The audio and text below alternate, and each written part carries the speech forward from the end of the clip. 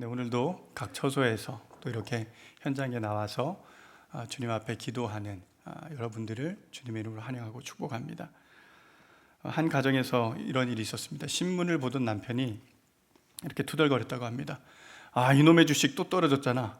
괜히 주식 투자해가지고 하면서 투덜거렸대요. 그저 옆에 있던 부인이 이렇게 자신도 투덜거렸다고 합니다. 나도 속상해요. 다이어트를 했지만 효과가 하나도 없어요. 이렇게 얘기를 했대요. 그러자 이 남편이 신문을 덮고 이 나지막하게 아내의 몸을 이렇게 스캔을 했어요. 이렇게 한번 부른 몸을 이렇게 한번 쳐다보고 나서 이렇게 힘없는 목소리로 얘기했다고 합니다. 내가 투자한 것 중에 2배로 부른 거는 당신밖에 없어. 네. 자, 우리 다이어트의 또 다른 이름을 아시나요? 내일부터라고 하죠. 내일부터. 다이어트의 또 다른 이름은 내일부터 하지. 오늘부터 작심을 하지만 맛있는 음식 앞에 이렇게 무너지는 우리의 모습을 보게 되죠. 코로나19로 장시간 집콕 생활을 많이 하셨잖아요. 그래서 확진자들이 이 대한민국에 너무 많이 늘어나서 이 새해 계획 가운데 다이어트를 목표로 하는 분들이 많이 있다고 합니다. 자, 매 새해가 되면 이 각종 운동시설, 헬스장이나 여러 가지 운동시설이 10,000원이죠. 또 영어 학원이나 어학 학원 같은 경우에도 사람들이 줄을 서서 이렇게 대기를 해야 될 정도로 인기가 있습니다. 물론 올해는 코로나19 때문에 그렇지는 않을 것 같습니다. 많은 사람들이 새해가 되면 여러 가지 목표를 정하죠. 계획들을 세웁니다. 이 한 해를, 우리에게 주어진 한 해를 보다 알차게 살기 위해서이죠. 또 무언가 인간은 결실을 맺으려고 해요. 열매를 맺으려고 합니다. 본능이 있는 것 같습니다. 그런데 작심삼일이라는 말처럼 이게 쉽게 되지 않습니다. 우리의 신앙생활도 마찬가지지 않습니까? 어쩌면 올해도 어김없이 여러분들이 이 신앙에 또 영성생활에 여러 가지 목표들을 세우셨을 거예요. 어떤 분들은 성경을 한번 통독하겠다, 그런 계획도 세우셨을 수 있습니다. 또 어떤 분들은 기도생활을 좀 더 하겠다, 또 전도, 어려운 환경이지만 내가 꼭 올해는 몇 명을 전도하겠다, 암송하겠다, 이런 목표들을 세우실 것입니다. 저희 가정에도 저희 아이들과 어린 자녀들과 매일 저녁 잠들기 전에 암송 구절을 계속 외워서 지금 시편 1편은 다 끝냈고요. 이제 마태복음 8복에 관한 말씀을 한 절씩 길게는 아니지만 조금씩 계속 이렇게 암송하는 시간들을 갖고 있습니다. 자, 신앙생활에 우리가 이런 계획들을 세우지만 이게 쉽게 되지 않는 것을 우리가 발견하게 되죠. 저희 교구의 남전도회에서도 올해 큰맘 먹고 우리 함께 성경 통독을 한번 해봅시다 라고 말씀을 드리고 지금 성경 통독을 함께 하고 있어요.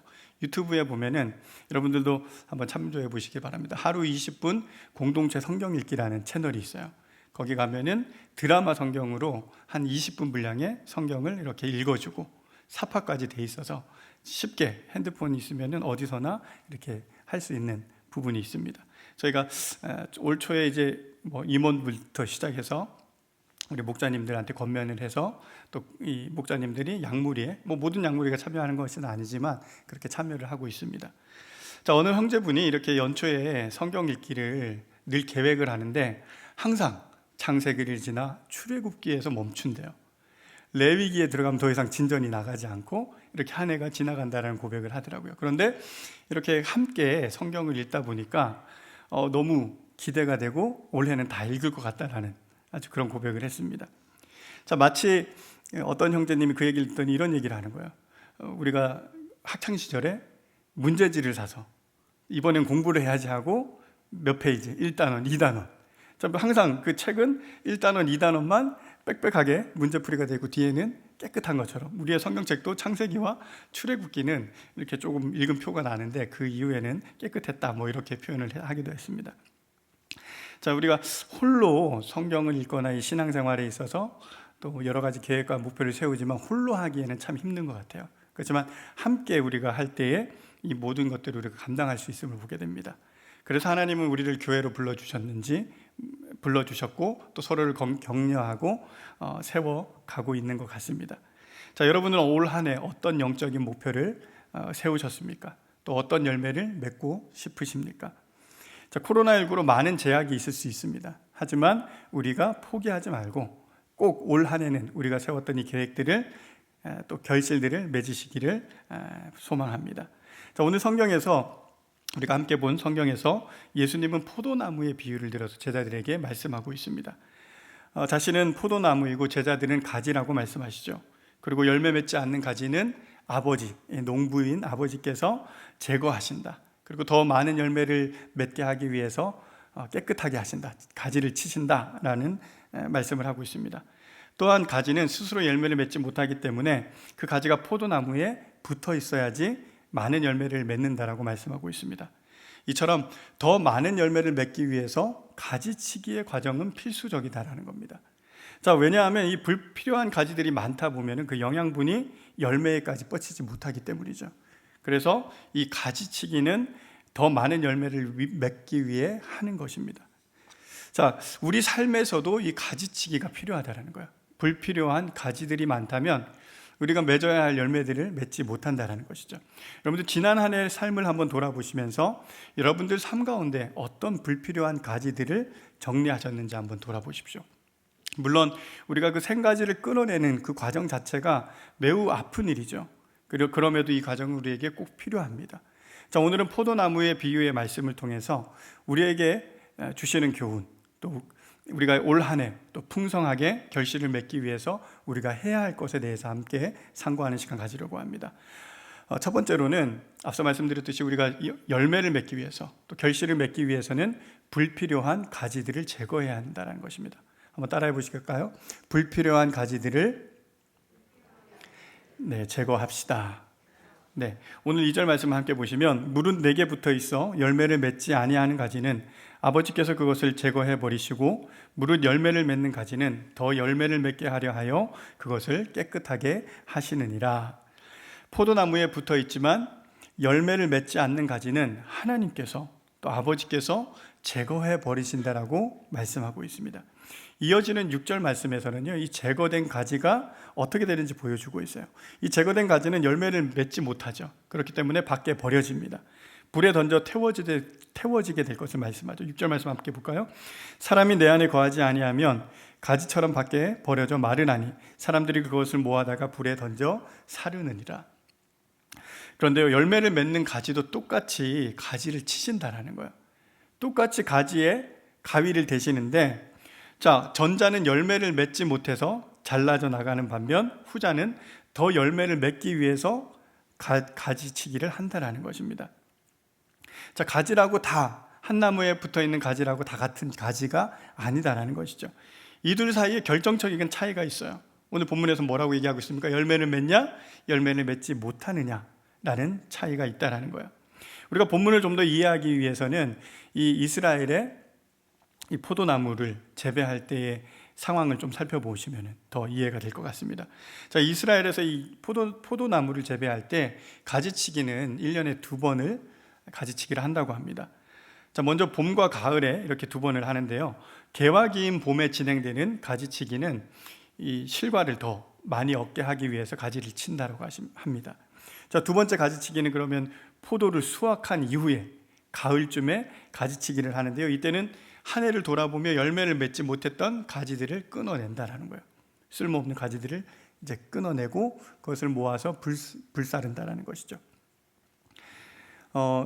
이 상황을 본다면 이 가지치기의 오늘 본문에 나타나는 가지치기의 이 시점이 좀 다르다라는 거예요. 가지치기 당하는 시점이 다르다라는 거예요. 봄날에 가지치기를 당할 것이냐, 아니면 늦은 가을 수확 이후에 가지치기를 당할 것이냐, 이렇게 두 가지로 나눌 수 있습니다. 제가 얼마 전에 지난해 서울시에서 이제 방역 홍보물 중에 여러분들 한번 보셨을 거예요. 대형 현수막이 이런 홍보를 했죠. 어느 마스크를 쓰겠습니까? 남이 씌워줄 땐 늦습니다. 이런 문구가 있고 그 아래에는 두 사진이 놓여 있죠. 대비하고 있는데 한 사진에는 한 여성분이 마스크를 쓰고 일반 마스크를 쓰고 책을 읽고 있는 그런 장면이었고, 또 한 장면에는 이제 중환자실로 보이는 곳에서 산소 마스크를 쓰고 있는 그런 장면이었어요. 자, 남이 씌워줄 때는 늦다라는 그 문구를 통해서 경각심을 주고 있는 거죠. 자, 써야 할 때 쓰지 않고 이게 늦어지면 어떻게 된다라는 거예요? 내가 피해를 볼 수 있다라는 거예요. 제가 마스크 이 마스크 또한 제때 써야 되겠지만 이 가지치기 또한 우리 삶에 있어서 정말 제때 가지치기가 이루어져야 된다는 것이죠. 자, 제때 써야 하는 마스크뿐만 아니라 우리 삶의 이 가지치기도 그 제때 이루어져야 된다는 거예요. 그렇다면 오늘 이 본문 말씀의 배경을 생각해 본다면 우리는 이 봄의 가지치기를 당해야 되는 것인지, 아니면 가을날, 늦은 가을날 수확 이후에 가지치기를 당하는 것인지, 우리가 무엇을 선택하냐고 묻는 게 어리석은 거죠. 우리가 봄날에, 우리 인생의 봄날에 가지치기를 하지 않으면 우리는 결국 가을날에 포도나무에서 이제 완전하게 제거되어 버릴 수 있다는 것입니다. 저는 코로나19에 대해서 여러분들 많은 생각을 하실 거예요. 주변에 이제 성도님들 중에서도 코로나 때문에 지금 참 많이 코로나 블루로 인해서 힘들어 하시기도 하고 또 여러 상황과 현상들을 겪게 됩니다. 많은 해석들을 하게 되죠. 왜 코로나가 이 땅에 또 우리에게 또 이 시대에 벌어진 것인가, 그런 고민들을 하다가 오늘 본문 말씀 묵상하면서 참 이 시간들이 하나님의 가지치기의 시간들이 아닐까라는 생각을 또 묵상을 해보게 되었습니다. 우리가 주님보다 더 의지하고 있던 것을, 불필요한 것들, 그러한 것들을 하나 둘씩 잘라내고 있는 그런 과정이 아닐까라는 생각이 들었어요. 자, 그것이 누군가에게는 물질의 문제일 수도 있겠죠. 어떤 분들에게는 그것이 인기, 또 자기가 누렸던 그런 명예, 또 권력, 이런 여러 가지 것일 수 있어요. 하나님으로부터 공급을 받아야 되는데 그것이 아닌 것으로부터 우리가 가지를 뽑고 있으니까, 접붙임을 하려고 하니까 하나님께서 그것들을 제거하는 그런 과정 중에 있지 않나라는 생각을 해보게 되었습니다. 어느 형제님이 그런 고백을 하더라고요. 코로나19가 이제 장기화되면서 회사에 회식이 없어졌다는 거예요. 회식이 없어졌다는 것은 술자리가 없어졌다는 거죠. 그만큼 그런 자리에 나가지 않으니까 이제 가정에서 많은 시간들을 보내게 되는데, 이분이 언제부턴가 결단했던 게 가정 예배를 드리자, 우리 집에 가정 예배를 드리자라고 결단을 했었어요. 근데 그 이전에는, 코로나 이전에는 그게 쉽지 않았죠. 근데 코로나가 터지고 나서 저녁에 모임이 없다 보니까 그렇게 가정 예배를 드리기 시작했다고 합니다. 근데 놀랍게도 그 가정에 많은 변화들이 일어났다는 거예요. 남편과 아내의 관계 회복이 일어나고 자식과의 관계가 회복되어졌다라는 고백을 제가 얼마 전에 듣게 되었습니다. 지금도 주님께서 우리의 삶 가운데 불필요한 가지들을 끊어내고 하나둘씩 잘라내고 있는지 모르겠습니다. 물론 생가지를 쳐내는 일은 아픈 것은 당연한 것이죠. 또 이 시간이 우리에게는 불편할 수 있어요. 하지만 이것을 잘라내지 않으면 우리는 더 많은 열매를 맺을 수 없기 때문에 하나님께서 우리에게 필요한 과정이기에 우리는 이 시간 또한 또 하나님께 맡겨드려야 되는 것이죠. 오늘 성경 본문에 등장하는 이 가지들은 모두 같은 포도나무에 달려 있었습니다. 그런데 열매의 유무에 따라서 어떤 가지는 완전히 제거되었고 또 어떤 가지는 가지치기가 되어서 더 많은 열매를 맺게 되었다는 것입니다. 그렇다면 오늘 저와 여러분은 어느 쪽의 가지에 해당되는지 우리는 점검해 보아야 할 것입니다. 우리 모두가, 이 자리에 있는 분들, 또 각 처소에 있는 모든 분들이 정말 하나님께서 깨끗하게 하는 이 가지치기의 과정 가운데 계시고 더 많은 열매를 맺으시길 소망합니다. 아멘. 네, 두 번째로 우리 삶에 결실을 맺기 위해서 우리가 주님 안에 거해야 한다는 것입니다. 한번 따라해 보실까요? 주님 안에 거해야 합니다. 네, 4절 말씀 함께 보겠습니다. 내 안에 거하라, 나도 너희 안에 거하리라. 가지가 포도나무에 붙어있지 아니하면 스스로 열매를 맺을 수 없음같이 너희도 내 안에 있지 아니하면 그러하리라. 이제 예수님께서 열매를 맺는 비결에 대해서 제자들에게 알려주십니다. 자, 이것은 제자들에게 어떻게 누구 안에 있으래요? 네, 예수님 안에, 주님 안에 있으라는 것을 얘기하고 있어요. 또 한 가지는 예수님이 제자들 안에 거하시는 것에 대해서 말씀하고 있어요. 즉 생명 되신 예수님께 붙어 있으면 그로 인한 생명을 공급받아 우리가 열매를 맺게 되는 것이죠. 자, 5절에서는 이 말씀을 반복해서 더 구체적으로 말씀하고 있습니다. 한번 보시겠습니다. 나는 포도나무여 너희는 가지라. 그가 내 안에 내가 그 안에 거하면 사람이 많은 열매를 많이 맺나니 나를 떠나서는 너희가 아무것도 할 수 없음이라. 자, 가지인 우리들도 포도나무이신 예수님께 어떻게 됩니까? 예수님을 떠나서 아무것도 할 수 없다라는 거죠. 그러므로 우리는 예수님 안에 거하고 예수님은 우리 안에 거해야 됩니다. 그런데 여기서 예수님 안에 거한다는 것은 어떤 의미일까요? 우리가 예수님 안에 거한다. 성경 말씀을 보면 예수님의 말씀, 예수님의 계명을 지키는 것, 예수님의 말씀에 따라 사는 것을 의미해요. 즉 예수님의 말씀에 순종하는 삶, 이것이 우리가 예수님 안에 거하는 삶을 의미합니다. 자, 또 한 가지 얘기하고 있어요. 또 한 가지, 예수님이 그렇다면 우리 안에 거하는 것은 무엇일까요? 자, 14장에서 예수님이 이런 말씀을 해요. 예수님이 아버지께로 돌아가실 때에 제자들을 홀로 내버려 두지 않겠다라고 얘기하시면서 보혜사 성령님이 너에게 오실 것이다 라고 얘기하시죠. 자, 이 말은 무엇이냐면 예수님이 당신이 자신의 이 성령의 인격으로 제자들에게 다시 오실 것이라는 것을 의미하고 있습니다. 자, 그때 예수님이 제자들 안에 거하신다는 것이죠. 예수님은 이제 이 땅에 안 계시잖아요. 그렇지만 성령께서 이제 그 제자들 안에 임하신 것처럼. 자, 그렇다면 이것을 오늘 우리에게 적용을 해보신다면 우리가 열매 맺기 위해서는 무엇을 해야 돼요? 예수님의 말씀에 순종하는 삶을 살아가야 돼요. 예수님 우리에게 주신 말씀, 계명, 이 계명에 따라 우리는 살아가는 거예요. 그러면서 예수님과 교제하는 것, 그것이 예수님 안에 거하는 것이라는 거죠. 그렇다면 두 번째로 예수님이 우리 안에 거하는 것은 무엇입니까? 예수님이 성령님의 오심을 통해 우리 안에 거하시는 것을 의미해요. 지금 우리 안에 거하시는 성령님, 성령님과 우리가 날마다 교제하는 것이 예수님이 우리 안에 거하시는 것을 의미하고 있는 것입니다. 자, 이 두 가지 조건이 만족될 때 우리가 열매 맺을 수 있다는 거예요. 이 두 가지 조건, 우리가 말씀에 순종하며 살아가면서 예수님과 교제하고 또 우리 안에 거하시는 성령님과 매일의 삶 가운데 교제하면서 그분이 우리 안에 거하실 수 있게 하는 것, 이 조건이 만족되면 여러분 모두가 열매를 맺을 수 있는 삶을 살아갈 수 있다는 거예요. 자, 그런데 우리가 왜 이런 질문을 하잖아요. 왜 나는 안 되지? 나는 왜 안 될까? 저 스스로도 그런 질문을 많이 했었어요. 왜 안 되지? 몸부림치고 노력하고 정말 그렇게 했는데도 내가 원하는 모습들, 예를 들어서 우리가 이 땅에서의 성화의 삶인데 성화의 삶을 살아가고 있는데 변화되지 않는 내 모습들, 특별히 전 어린 자녀들 두고 있다 보니까 좀 어린 자녀들하고 많은 시간들을 하게 돼요. 근데 그 안에 저의 그 불편한 진실들이 하나 둘씩 나오는 거죠. 그 모습을 보면서 제가 괴로워했었어요. 그런데 그 이유를 오늘 본문이 말씀하고 있는 거죠. 왜 실패했을까? 내 스스로 열매를 맺으려 했기 때문이다라는 거예요. 내 스스로 이것을 해보려고 했기 때문에 늘 헛고생했다라는 것입니다. 자, 그래도 답답하니까, 자, 급하니까, 피곤하니까 이런저런 이유로 스스로 열매를 맺으려고 했던 것이 우리의 모습이 아니었냐라는 거예요. 자, 하지만 아무리 발버둥을 쳐도 가지는 스스로 열매를 맺을 수 없죠. 가지 스스로는 열매를 절대로 맺을 수 없습니다. 자, 그렇다면 우리가 해야 할 것이 있어요. 무엇입니까? 자, 한번 따라해 보실까요? 가지는 절대로 열매 맺을 수 없습니다. 네, 이것을 깨닫는 거예요.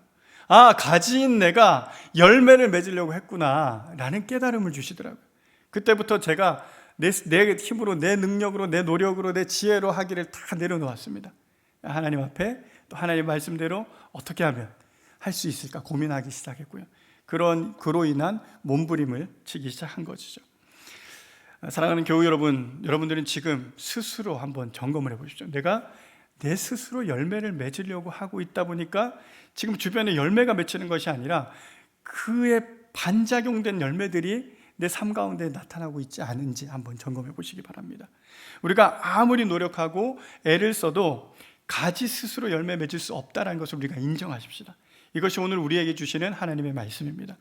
자, 말씀을 정리하겠습니다. 오늘 성경 본문에 예수님 자신이 포도나무시며 우리를 가지라고 말씀하세요. 이 가지는 포도나무를 떠나서 열매를 맺을 수 없다라고 말씀하십니다. 그리고 우리가 더 많은 열매를 맺기 위해서는 이 가지치기의 과정이 꼭 필요하다라는 거예요. 오늘 주신 교훈 두 가지로 정리했습니다. 첫 번째는 내 삶에 불필요한 가지들을 하나 둘씩 제거하는 이 과정들을 우리는 잘 감당해야 돼요. 괴로울 수 있어요. 아플 수 있어요. 그렇지만 하나님께서, 아버지께서 그 일들을 하고 계심을 믿고 신뢰하며 나아가시길 바랍니다.